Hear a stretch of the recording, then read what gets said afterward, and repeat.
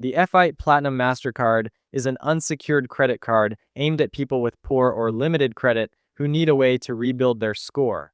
Being unsecured means there's no security deposit to worry about, and it reports your payment history to all three major credit bureaus every month, which is key for improving credit. It also includes Mastercard's zero liability protection, so you're not on the hook for unauthorized charges, and after 6 months of on-time payments, your initial limit can double.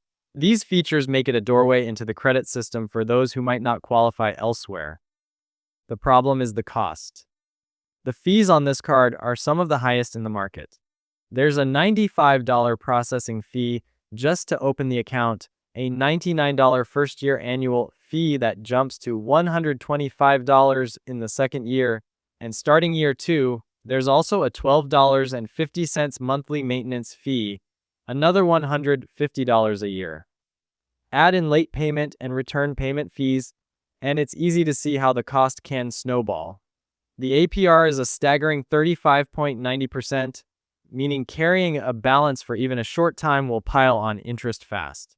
The starting credit limit of just $400 drops even further once fees are deducted, leaving very little available credit at the start. And unlike some cards, this one doesn't offer any rewards or a clear upgrade path to a better card when your credit improves.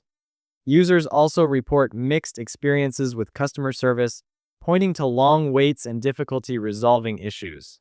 In short, the FIT Platinum Mastercard can help establish or rebuild credit if there are no other options, but it comes at an extremely high price.